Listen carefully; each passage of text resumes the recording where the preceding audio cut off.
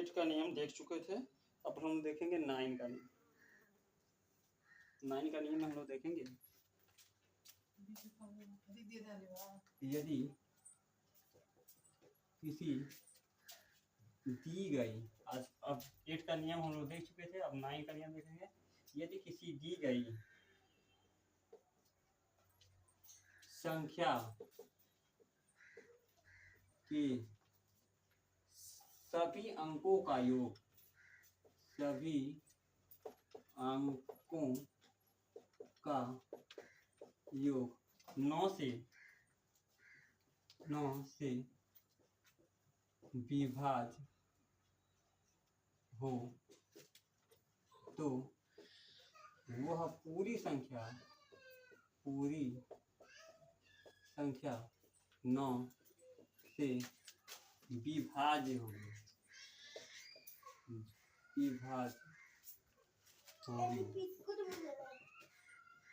जैसे में आप लोग देखेंगे, जैसे में 6 3 4 5 9 5 4 etc। अब इसके बाद हम लोग देखिए, इसको इंग्लिश में लिखेंगे। 9 के नियम को हम लोग इंग्लिश में लिखेंगे।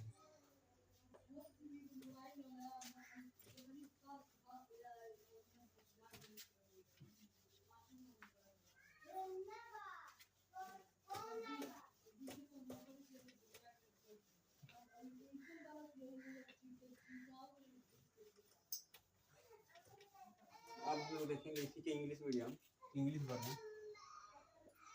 A number is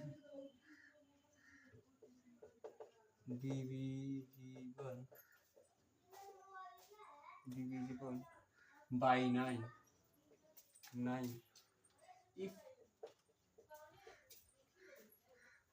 if the sum of all digits of the number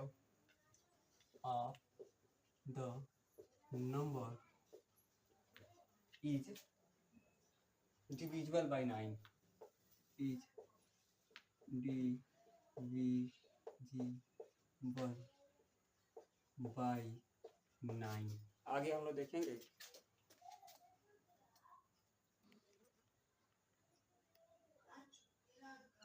आगे हम लोग देखेंगे 10 का नियम, 10 का नियम।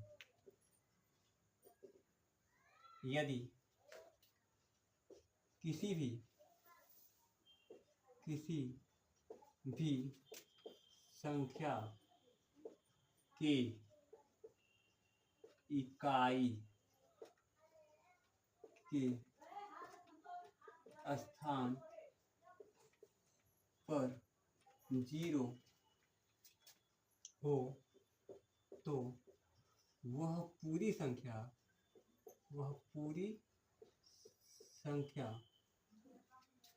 10 से विभाज्य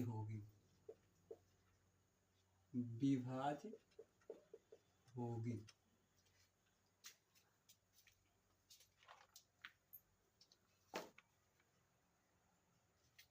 नंबर इज डिविजिबल बाय, इसको इंग्लिश में लिखेंगे। A number is divisible by 10 if it ends in 0। अब इसके बाद एक और नियम आता है 11 का नियम। इसके बाद हम लोग देखेंगे 11 का नियम। 11 का नियम हम लोग देखेंगे 11 का नियम। देखिए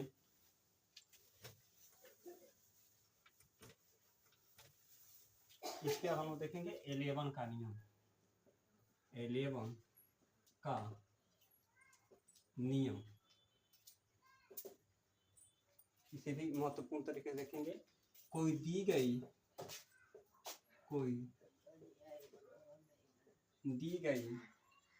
संख्या 11 से तभी विभक्त होगी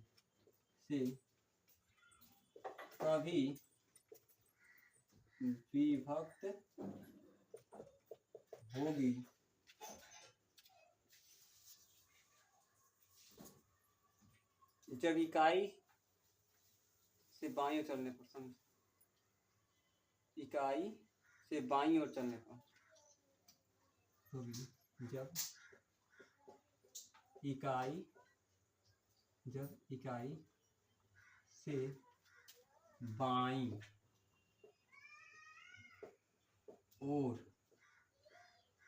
चलने पर सम स्थानों, संख्या की बात नहीं कर रहा, स्थान की बात कर रहा। सम स्थानों के अंकों का योग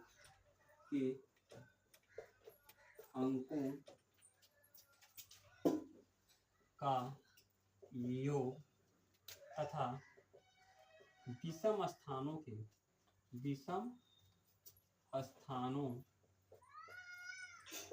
के अंकों का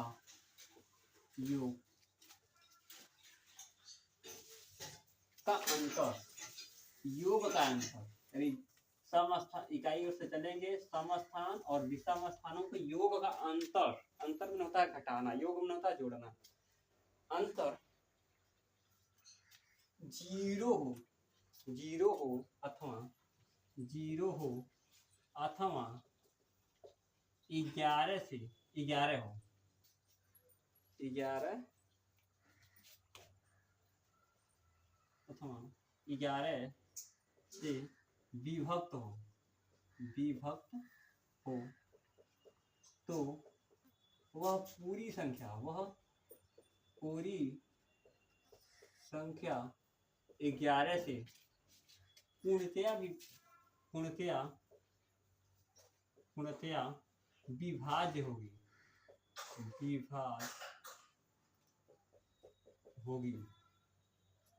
जैसे में आप लोग देखेंगे, 1331।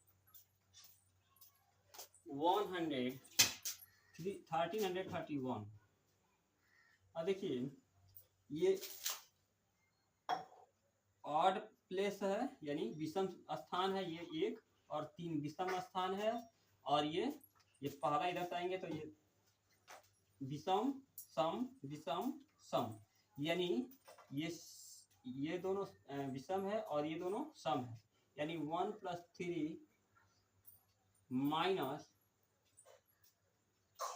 देखिए विषम स्थानों का योग, इसमें देखेंगे विषम स्थानों का योग इक्वल टू 1 + 3 इक्वल टू 4। सम स्थानों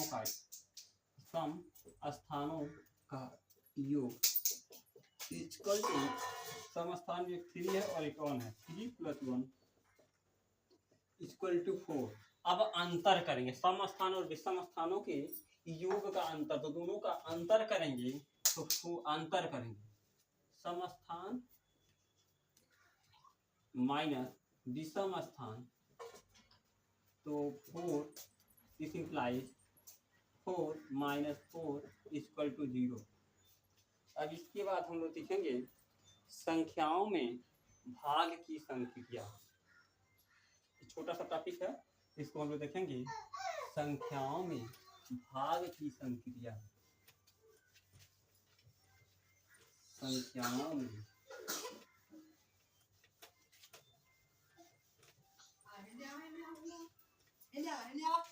छोटी सी देखेंगे संख्याओं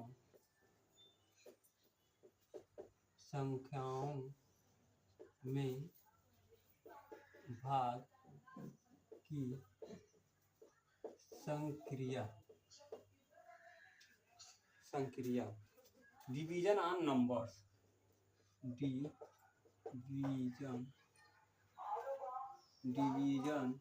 ऑन नंबर्स, क्योंकि संख्याएं दिया है, नंबर संख्याओं में भाग की संक्रिया। आप देखते हैं हिंदी में भी देखेंगे तो इधर वाला होता है भाजक, जिससे भाग देते हैं वो भाजक होता है, और जिसमें भाग देते हैं भाजक भाज्य होता है, जिसमें भाग देते हैं वो भाज्य होता है, जिससे भाग देते हैं वह भाजक होता है, जिसमें भाग देते हैं वह भाज्य होता है, और जो भाग देने पे आता है वह भागफल होता है,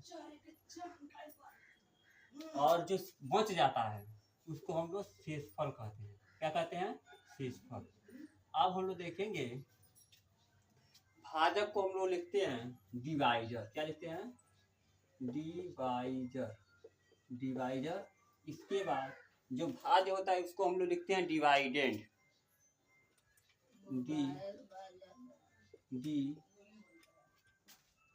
डिवाइडेंड। और ये होता है, एक होता है क्वोशिएंट।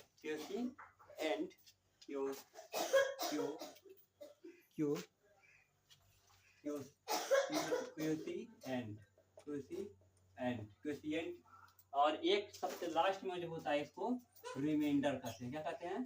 रिमाइंडर कहते हैं। अब एक फार्मूला आप लोग पढ़े होंगे, भाज्य इक्वल टू, यानी इसको अगर हमें ये मालूम ना हो तो इसको कैसे निकालेंगे? भाज्य इक्वल टू भाजक गुणे भागफल और प्लस करते हैं शेषफल। जैसे इसको इंग्लिश में अगर लिखना चाहें तो डिवाइडेंड इक्वल टू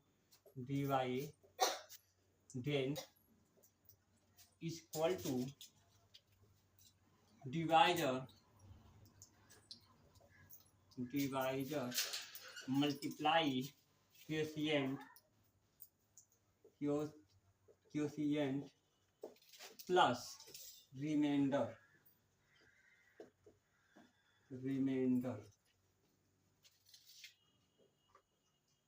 इस पे हम आज इस कंपटीशन में इस पे सवाल आता है, तो आप इस फार्मूलों की याद रखिएगा और उसको लगाने का प्रयास करिए। अब देखिए कुछ सम इम्पॉर्टेंट फार्मूला हम लिख रहे हैं। आगे बढ़ते हैं और देखते हैं, और कुछ और देखते हैं। देखिए सम इम्पॉर्टेंट फार्मूला,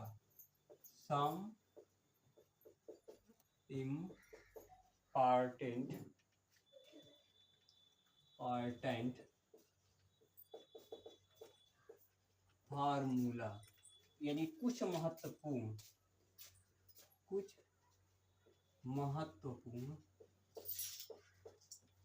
सूत्र। फार्मूला में होता है सूत्र। देखिए पहला आप देखते हैं a प्लस बी का whole of square equal to a square plus B square plus 2ab। फिर अगर इसी का माइनस आता है दूसरा नंबर, a माइनस बी का square equal to a square plus B square minus 2ab। तीसरा अगर आप लोग देखते हैं a प्लस बी का square whole of square plus